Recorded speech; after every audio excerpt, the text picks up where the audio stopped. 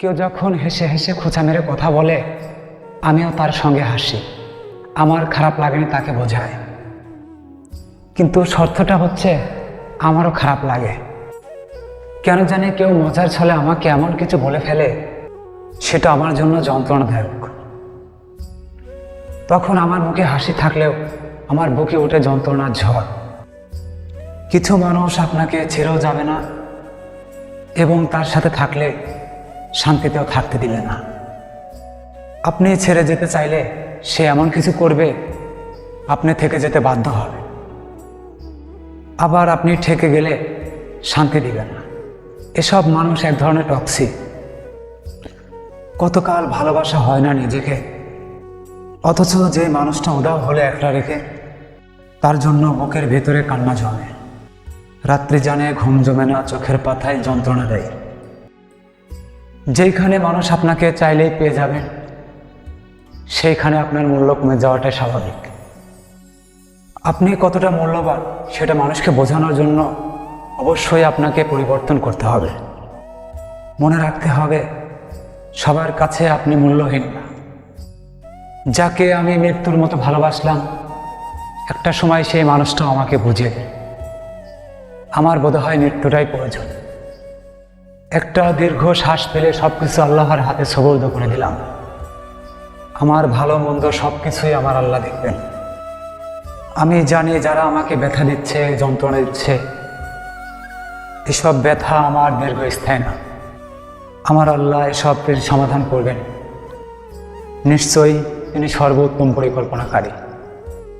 আমাকে যতটা দেখেন, আমি ততটাই ভালো। আসলে মানুষ জানতেই চায় না ভেতর থেকে কতটা অগোছালো।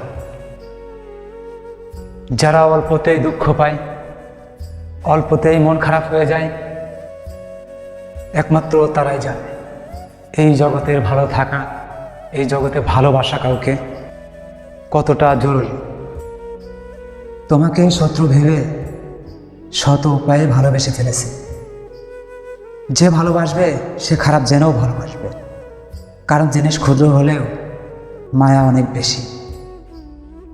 আমি তোমাকে মৃত্যুর আগ পর্যন্ত মনে রাখব, কিন্তু প্রতারক হিসাবে। হাজার জন্মায় মনের মতো একজন মানুষ হলে জীবন সুন্দর। মানুষ মরে গেলেই প্রশংসা পায়, বাইসা থাকতে নিন্দা হয়, মায়না নেন। জিন্দা থাকলে আপনার নিন্দা হবে, এটাই স্বাভাবিক।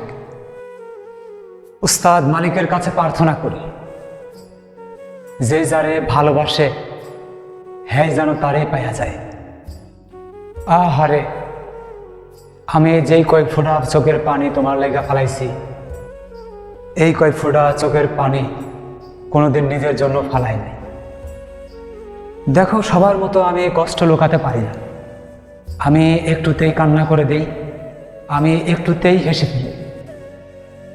আমি সবার মতো বড় দরজা বন্ধ করে অন্ধকারকে উদযাপন করতে পারি না। মাঝে মধ্যে চিন্তা করি, সৃষ্টিকর্তা চাইলে তো সবই সম্ভব। তিনি চাইলে আমার দুঃখগুলো এক নিমিষেই উধাও হয়ে যেতে পারে। তিনি চাইলে এই এক নিমিষে আমি সফল হয়ে যেতে পারি। বাবা মায়ের গর্বের কারণ হতে পারি, এবং আশপাশে যারা আছে তাদের গর্ব করে বলতে পারি।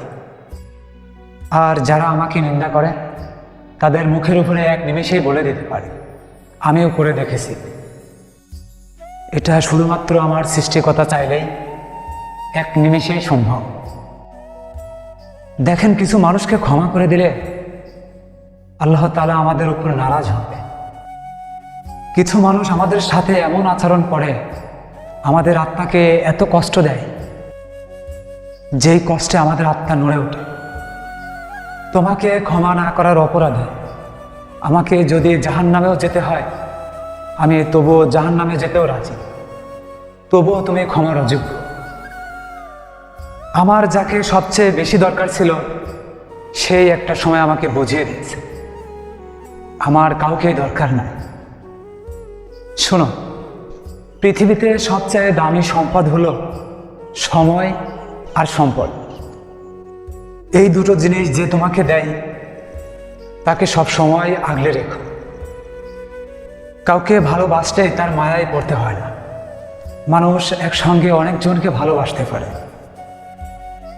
কিন্তু সবার মায়ায় পড়ে না। আর যার মায়ায় পড়ে যায় তাকে কখনো কোনো দিনও ভোলা যায়। এই যে তুমি আমাকে ছাড়াও থাকতে পারো, হাসতে পারো, ঘুমাতে পারো, আমার এসব দেখে খুবই ভালো লাগে। সুসময়ে আমার পাশে থাকলেও যে দুঃসময়ে তোমাকে আমার কাছে পায় না, এটা ভেবে আমি খুবই খুশি হই। হৃদয়টা পড়ে যাচ্ছে, তুমি কখনো টেরই পাও নাই। আসলে তুমি আমাকে ভালোবাসোনি, তুমি আমার প্রেমে পড়েছিলে।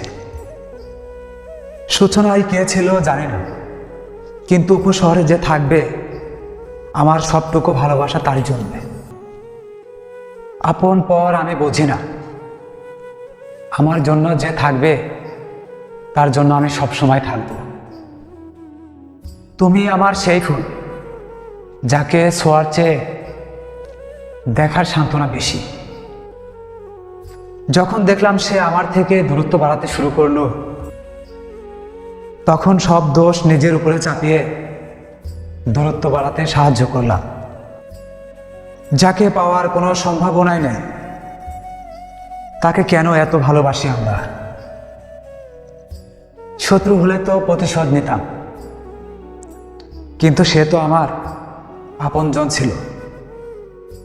তুমি আমার সেই মায়া, যে মায়া শেষ হওয়ার আগে আমি নিজেই শেষ হয়ে যাব। জীবনটা লুডুর মতো, 6-এর আশায় 1 পেলেও আশা নিয়ে এগিয়ে যেতে হয়। ভালোবাসা এমনই, কেউ না চাইতেই পেয়ে যায়, আর কেউ সারা জীবন অপেক্ষা করেও পায় না। আফসোস কেন হবে না বলো? এত মায়া কইরা ভালোবাসাও তোমারে বোঝাইতে পারলাম না। ভালোবাসা আসলেও সুন্দর, যদি মানুষটা সঠিক হয় আর সারা জীবন একসাথে থেকে যায়। আমার শুধু মনে আছে, কিছু মানুষের দেওয়া আঘাতের যন্ত্রণায় আমি অসংখ্য রাত ঘুমাতে পারিনি। যাকে রাখতে চেয়েছি সে থাকেনি, যে থাকতে চেয়েছে তাকে রাখিনি। অবশেষে কোথাও কেউ নেই। মনমরা দেহ প্রেম নামক অভিনয় আর আসবে না। দেহ হত্যা মহাপাপ, তাই মন হত্যা করে ফেলেছি। তোমাকে কিভাবে বলি? আমার ভালো থাকার কারণটাই তুমি।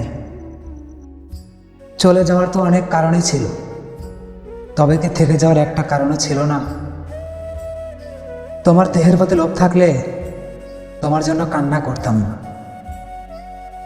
মেরে জান, তুমি ছেড়ে যাওয়ার কারণ খুঁজতেছিলে, আর আমি রাগ কইরা তোমার কাজটা সহজ করে দিলাম। ধন্যবাদ।